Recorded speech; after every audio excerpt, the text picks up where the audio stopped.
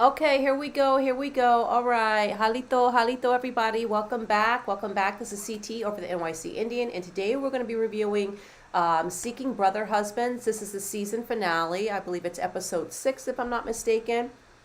Um, is anybody in there in the chat? Okay. Oh, hi, hi, Barbara. How are? Okay, you're up in BC, right? How? Listen, Barbara. I was just talking to my husband because I said well, we got our neighbor Barbara. She's on the line, or you were on the last live with us. How did you guys even? Can you just put in the chat for me real quick? How do you view that? Because I know you're outside of the United States, and how are you able to watch American television shows other than like catching something on YouTube or something? But anyway, yes, welcome back. This is TC, or sorry. I reversed it. This is CT over the NYC Indian, and we're going to be reviewing this show. This was I would assume to be like a pilot series because they only did 6 episodes. I don't know if it's going to be renewed for a second season or not, but let's dive right on in. So we start off the episode with Kenya, and Kenya is there with, Kenya is there. She is ice skating, right? And she's with her kids, and I mean, we got to see her kind of big kids. I mean, they look like teenagers, like older teenagers. And man, let me tell you something. That daughter of Kenya's, she is stunning.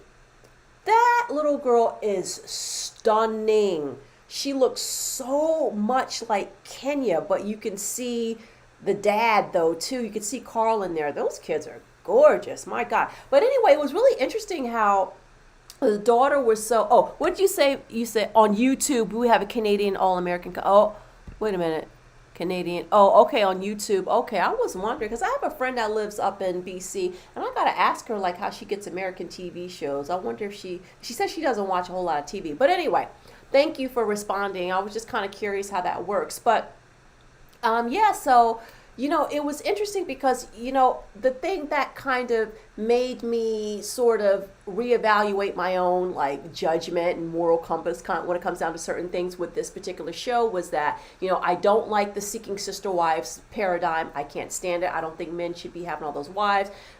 A woman doing it, I mean, I don't know, under certain circumstances I think maybe it can work. It's because I mean men and women are not balanced. I mean, I would love, as a feminist, I strive for equality. I want equality, but we are so far away from having that. So I don't say it's well, if a guy can do it, a woman can do. I don't always see all the all the balances there, but I feel as though in certain situations maybe this can work. And but when it comes down to kids, I always felt like, okay, but don't, no matter who's doing it, like just don't have the kids involved, because I felt like that's kind of like, if you're into anything that's too like outside of like whoever the two parents are, two moms, two dads, mom and dad, whatever, I just feel like they should kind of have the focus be on that and not bringing in all these extra people, right?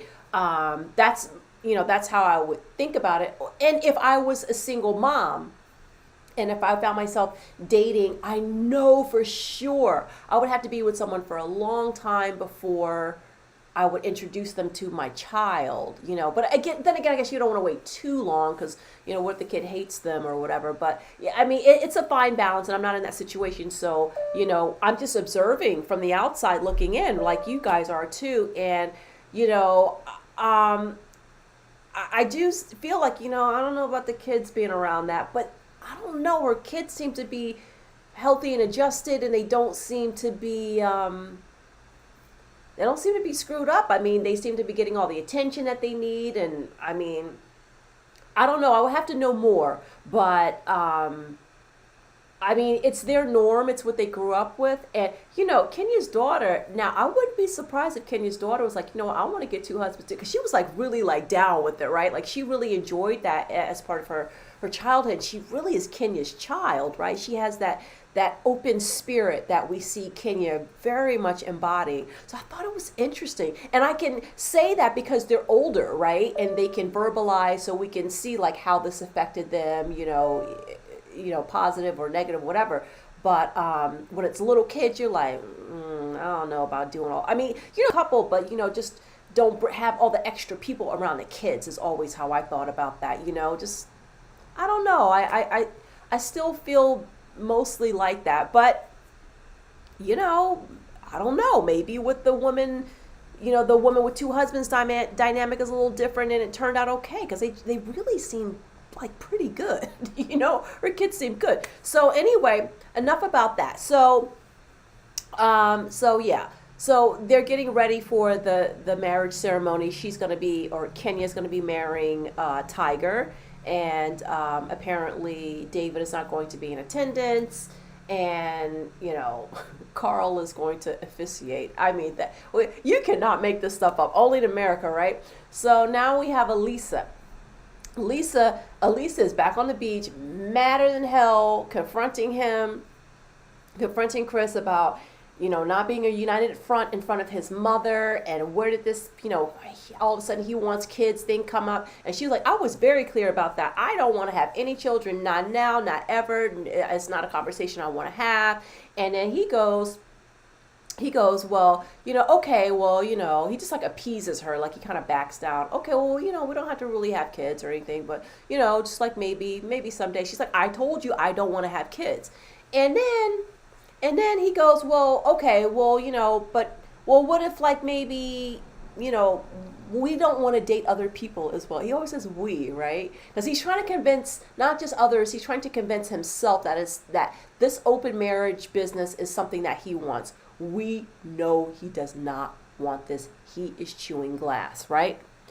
Barbara says, part of me thinks, how could all of that be bad for any child? Then part of me thinks different. I know, right? See, that's the thing, Barbara, because we're not, well, I can't speak for you, Barbara, but for myself, I don't know anyone in that dynamic. I mean, I know some people that have had open marriages and stuff, but I don't know how they did that with the kids, how the kid thing worked. And so when we don't see it that often, we don't know how to judge it. And as human beings, we go in and we judge, right? I mean, I'm not going to sit here and be like, oh, I'm not judging. I mean, that's what I do on my YouTube channel. I mean, it's perfectly fine. They put it out there for the world to see, the same way people will judge me here, on this platform. I don't like her opinions. I don't like how she thinks. I don't like her culture. Right? People will judge. When you put it out there, people will judge, and it's just kind of human nature. I'm not saying it's always right, but it's kind of how we are. So yeah, I just don't know how that will play out.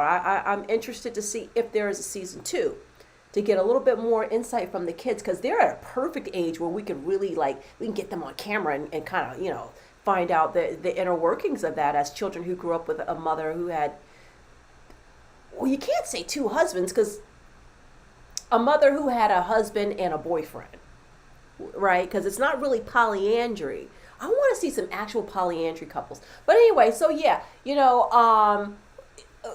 or not, did I call him Chris? I meant to say Mike. Elisa's husband, Mike, just chewing glass. That's all he's doing, just bearing through it, just getting through it, and it's not going to work out. So I mean, so what I got from that is, okay, so you don't want to give him a child, understandable, as long as that was worked out before marriage, because there's nothing more unfair than someone thinking they're going to spend the rest of their life with you and they're going to have a child with you, and you agree, and then after you get married, you change up. Now listen, people don't always have kids. Sometimes it just never happens. Sometimes you physically cannot happen, or physically you cannot make it happen, right? I mean, those factors come into place. But when you're going in with the intention of, yes, we're going to start a family, and maybe that even means taking in, somebody's cousin, some cousin who had a baby, at 14, taking that kid in. It may mean being fostering local children. It may mean adopting a child. Like, there's different ways to be parents, right? So, the fact that she's so closed off to it, knowing he wants a kid, that's a problem. If he was under the impression, now I don't know, was she very clear from day one that she didn't want to have kids? Now, if so, then I would say, okay, well, hey, look, Mike, you married who you married. But it's unfair that she's brought this to him. He seems so loyal and dedicated, and which are good things. But I mean, listen, Mike, I'm gonna need you to do one or two things. You're gonna have to either grow a spine or grow a set. You're gonna choose one. I'm going to need some kind of organ, some kind of body part to reappear on your body because it seems to be absent. Hi, Susan. No, you're not late. I'm sorry, Susan. I saw you later. I tried to start the live and that there was something with my streaming software that they were testing something. And then I had to get out of that and come back in. So you're not late. That was my mistake. Thank you for rejoining me, though. I appreciate that. It's nice to have you guys come back to back on two lives. Just, you know me. I like talking to everybody, right? So, it makes things easier. But yeah, this whole Elisa and Mike situation, it's so hard to watch. It is so hard to watch. So if you don't want to have kids and you basically want to fuck other people, I mean, let's just say it. That's just what it is. Why are you married? Girl, you can have like a real good life. You just don't need to be married, right? Like, those are things that people typically want monogamy, and they typically want children in their relationships, right? And if you went into the relationship knowing that he wanted those things and knowing that you don't want those things, then why not choose a partner that wants the same thing that you? There's plenty of people out here in the world, and people that are not just in their 30s. I mean, people that are in their 20s or whatever who don't want kids, will never ever want children. Having babies is not for everybody. So to find people, I feel like it's easier to find somebody who doesn't want to have kids than it is to find somebody who wants to have kids. So I just don't understand why. So what is the attraction of marriage for her if she doesn't want to do any of the things that you do in marriage? And I'm not saying that every marriage has to look the same. My marriage looks a lot different than a lot of other people's marriages. I'm very into alternative lifestyles and different ways of thinking, keeping an open mind. So it's not like I'm like, oh, you have to. Remember, this is a secular channel, right? So I'm not coming from a religious perspective. You have to do this and have kids and da. No, absolutely not. It's whatever works for you as a couple, but it still needs to be some kind of agreement or some kind of something. It just can't be all, especially when it comes to the big things, like where you want to live, if you want to have kids, how many kids, those are big things that you have to be on somewhere near the same page. These people, they're like not even on the same continent. Barbara says Mike does not want to have that. No, he doesn't. He doesn't. He's not cut out for it.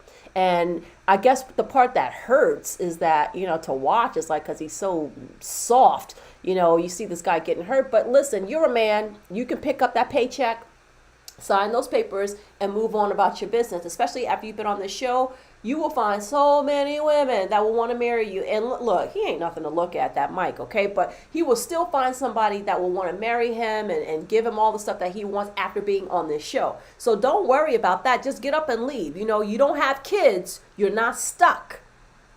Leave, Mike. Leave. Exit. Left. That way. Left. That way. So anyway. So now we see Shara. So Shara is at the OBGYN's office with Pat and Valentine. So they go to basically get some baby information, right? She wants to find out, what her chances are with fertility. And because, she's in her 40s, her early 40s. And Pat has made it very clear he's had 5 children from his previous marriage. He's absolutely not interested in having any more children. And Valentine has been a little bit like, I don't really know about that. I mean, maybe someday with my career, blah, blah, blah. And remember, Valentine lives in Texas. So that's a little drive for them.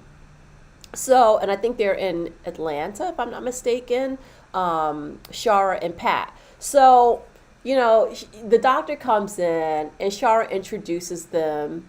And the doctor's like, oh. Okay, yeah, I see you, girl. Like, she gave her that look like, okay, She's like, it's not unusual, but, it's not unheard of either. It is Atlanta after all. I think it's Atlanta that they're in. So she gets checked out and come to find out that she has some fibroids. She has 3 fibroids, actually. And, a lot of times fibroids have to be removed, but, some people can just, they just live with them or whatever. It can cause a lot of heavy bleeding and stuff like that, though, during your cycle. And but the doctor reassured her that her particular fibroids, where they're located, will not affect her carrying a baby. So it was good news. I still say take care of that, though. Get rid of those before you try and have a child. I mean, just they can cause bloating, and it's very painful periods. So anyway, Valentino, now he does not want a baby. Okay, He does not want a baby. Maybe we need to hook Valentino up with Elisa because they do not want kids. But I think Valentino is just kind of like, all right, this is like, he's into what does he do for a living? Isn't it like some kind of like event planning or something like that? The exposure being on TV, the newness of like him not having to be fully invested because he could be with Shara. He's like, oh, when he's done with her, Pat can just take her off his hands. He doesn't have to give himself full time to the relationship. I think he's kind of seeing it like, this could be like, I think a lot of guys would like that if they're the second guy, right? Because then they won't feel threatened. Oh, that's her first husband. He's just a piece of furniture sitting in the corner. She doesn't really love him. She'll be all into me. And then I don't have to give myself 100% to her. That's how I see it with Valentino. Like which is fine. If everybody's on the same page, who cares? Let them be happy and do their own thing. I just think that she's delusional, that she's going to try and get this guy who she just met, who does not want to have children, who's never been in a polygamous relationship, or at least not a sanctioned polygamous relationship, to expect him to give her a child. It just seems so unrealistic to me. I love Shara. She is lovely. She's so statuesque. She always looks so well, put together. I mean, I love that. I love when a woman is like snatched from head to toe. And Shara always looks really, really well. Looks like really like well put together and stuff like that. But, Shara, I don't know what's going on upstairs, girlfriend. You need to be thinking more along the lines of, if you really just want to do this like this, girl, just get yourself a sperm donor. I just, the assessment that was performed by the doctor revealed that she says like, oh, she's, the doctor says I'm really fertile or something. That probably means she has a high follicle count in her uterus. She probably has, she's able to produce, a lot of eggs, which is that's very lucky to be in that age bracket and to be able to do that. So that means you need to start right away. Get yourself that is the perfect scenario, maybe not perfect, but as close as you're going to get as for a sperm donor, right? Because you already are married, right? And then you won't have to explain to your kid. I mean, eventually you'll tell your kid, okay, Pat's not your real dad, but we had some issues and, I had to get a little help. You know what I mean? But she would still have the support, the physical, the financial, everything, emotional support. Just get a sperm donor. I don't know why she didn't do that a couple of years ago. Now, Pat's not really, but I think the thing is Pat, maybe it's because of Pat, because Pat probably, he says he doesn't want any more kids, which means he doesn't even want them around probably in the house. He's like, I'm done raising my kids, right? And kids can be a lot of work. Oh my God, especially when they're at that school age stage of their life and they just drive you nuts. So I understand where Pat's coming from, but I just don't understand where Shara, like why she's, and she can't go off of the fact that, oh, I have this high egg count, so I have a lot of time. You need to start yesterday. You're still older. Like the doctor said, chromosomal, things that can come up, and, that could be Down syndrome, that could be, all kinds of things. I mean, I was a mother of advanced maternal age, and let me tell you, the stories it's not easy. It's not easy. And, things can happen. So I don't know. She needs to hurry it up. And just like, if she wants to be with Valentino, okay, but don't try to make Valentino be your baby daddy. Like you're planning to have a baby daddy situation, just get a sperm donor. And then with the sperm donor, honey, that's like going, hey, listen, it's like going to Nordstrom. You can pick from the high shelf, you know what I mean? You can get yourself somebody from here, somebody from there. You can pick, it's like, it's kind of messed up. It's kind of eugenics, right? But I mean, that's what people do with, when it comes to fertility clinics and stuff like that. You can choose the sex of your child. I mean, you can do all kinds of stuff. And she wouldn't even have to necessarily, because her follicle count is so high, she would not have to just run to like IVF. She could do the, intrauteral, I forget. Basically, there's two things in fertility. The first stage, if you still have like a high egg count, basically what they can do is take whatever sperm that's going to be used, whether it's your partner's or one that you purchase, and they basically, it's kind of like a fancy turkey basters type situation, and they will insert that and get it as close as they possibly can, so that that egg has a very high chance of implantation, right? So, she would, and it's a lot cheaper, and it doesn't take quite as long. So and you have about 3 chances to do that before they say, okay, you're not having, good luck with this. Now we recommend the IVF where we are physically implanting those eggs in you. She doesn't even have to go through that. So high egg count is a really, I didn't mean for this to turn into an entire, fertility chat, but I mean, it's the reality because like her advanced age, her good egg count, her new partner that she does not know very well. How do you know you want to have a baby with him? How do you know in another year he's not going to spaz out on you and turn into somebody you don't know? Like, just have a baby with Patrick. But don't make him, but he doesn't want kids. I don't know how that, ask Patrick to get you another wing of the house so he doesn't have to deal with the kid. And just make sure that the kid knows that Patrick is not the father. I mean, I don't know how to work all this out. There's just too many moving parts. So, anyway, at the end of all of this, Valentino's being a good sport, and then she announces her period is late. And I was like, oh my God, here we go. But that period being late could be anything, especially as you get older. It could be period is late because maybe, I don't know. I don't know if skip periods, correlates with like getting closer to menopause or excuse me, or premenopause, I should say, or as long as you have a high egg count, you're good until the egg count gets low and then you start to go into menopause. I'm not really sure about that. But anyway, so now it's time for Kenya. Excuse me. Excuse me. So Kenya is getting ready for her wedding. And she's so ecstatic. Kenya. Like, she can just do cartwheels down the aisle. I'm surprised she didn't. I mean, she damn near did. But we see her and everybody's like, getting dressed and stuff like that. And then we go over to Kim. So Kim meets up with Benson and, basically it's a teary goodbye. That's all they wind up doing is basically breaking up because she's like, I just cannot be monogamous for you. And I just, it's too much, I can't be what you want me to be. So it's like, thank God. Rip off the Band-Aid already. Vincent, go get you another woman. First of all, Vincent, you need some counseling, okay? Because you and Chris need spines, okay? Because there is no way, not Chris, I'm sorry, Mike, Elisa's husband. Because Mike, Mike is an average guy, looking guy, whatever. But Vincent, to me, is a little bit more on the handsome side. Just the way I see Tiger too. I think Tiger, they're a little bit better look, kind of nice looking guys. Like they can get somebody like that, okay, tall, kind of youngish, like that.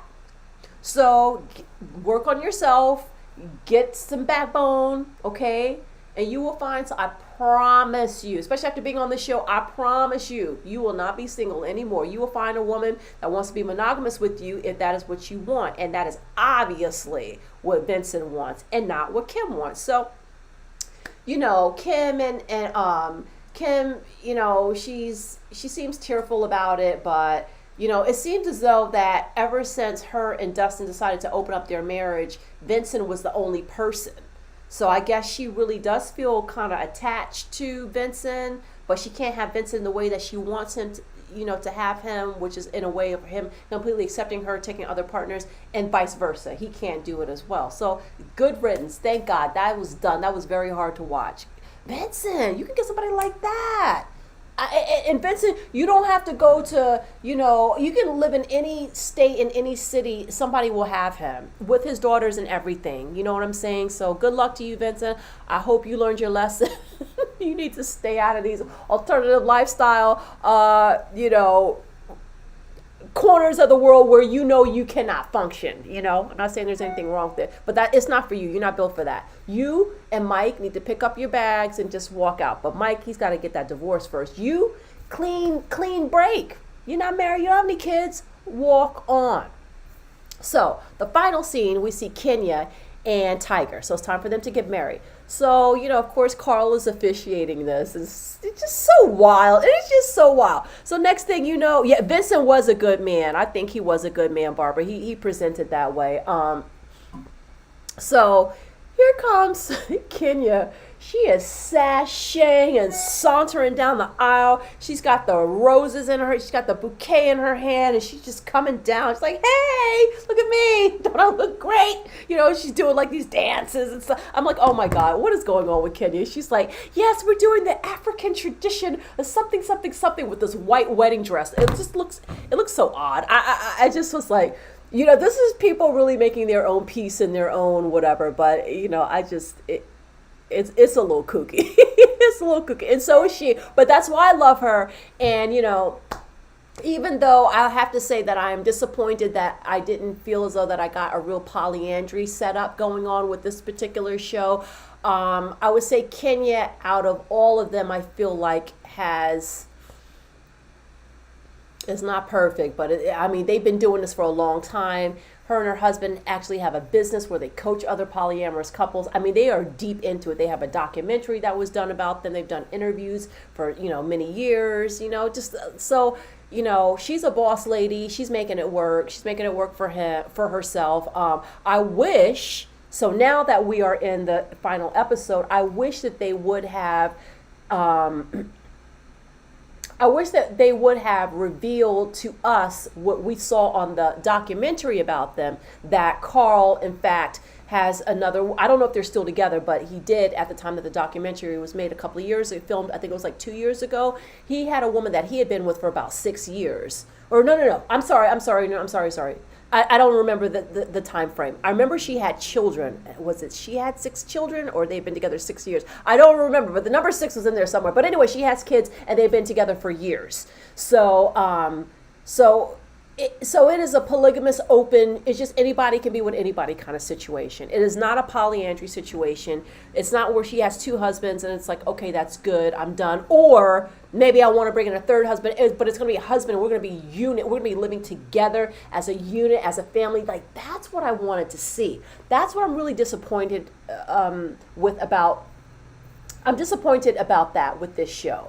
I really wanted to see like how they do it like in India, like in those little small pockets where they practice polyandry, where there's like legitimately 2 husbands and those husbands are not going out with other girlfriends and stuff like that. Just for curiosity's sake, like how does that work? This is just, this should have just been called Seeking Polyamory. You know what I mean? But anyway, yeah, so they had their marriage ceremony and it went well and everything, and everybody was happy and stuff, and they exchanged vows in front of, was that like a creek or like a runoff? What was going on with the location? I was like, at first I was like, is that a park, or is that, you could see like the power lines and the water tower, like some little tool shed in the back. I was like, or like a government, I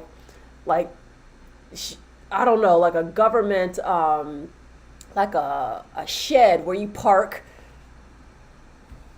excavators and stuff. I was just a little confused about the background. I said, okay, this is interesting. But anyway, yeah, they got married. So we saw the updates. What were the updates? Kenya and Tiger, of course, still together. They are working on the 3rd bedroom right now. I guess I don't know if they're building something or adding on something to where they live now. Elisa and Mike are still together, but for how long, we'll see. Chara, so Valentine they say kind of like, he's getting better about, maybe having a kid, but he has at least moved from Texas to be with her, and he's living with her and Pat. So that's interesting. Now that is really interesting. And now, if Shara were to do some kind of commitment ceremony with him, that might be a polyandry situation. That might be. I guess maybe they're the closest thing now that we're at the end of the season, right? Noble's out of the picture, and even Pat seems like he likes Valentine more. Did I call him Valentino, or was it Valentine or Valentino? I think it's Valentino. I even seems like Pat is more into Valentino because like that is more of a structured relationship. It's like Pat is down with the husband part, but I think he didn't like Noble because Noble was like a side piece, like a jump off. It's interesting. I think Char's dynamic is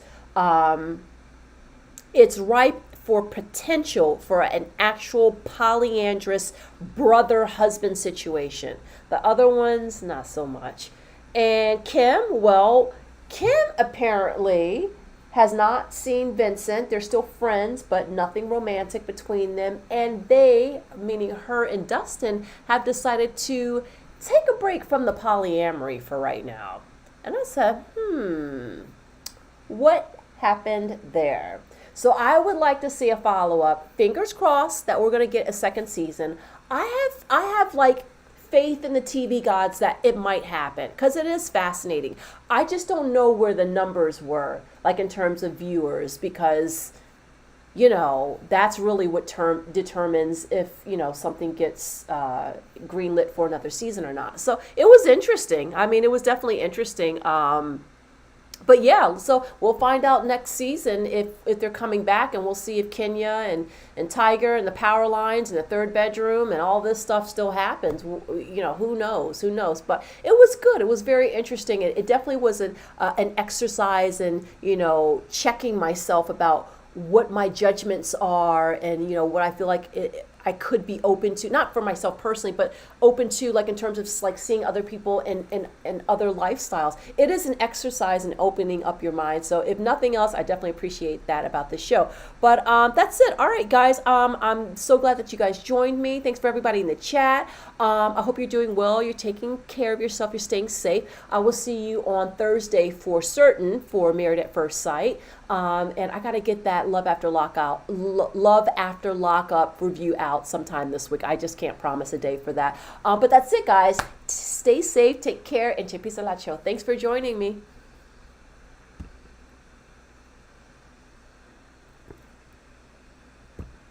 You're welcome, Barbara. Almost clicked end and I saw your your comment. You're welcome. See you soon. Chipisa Lacho.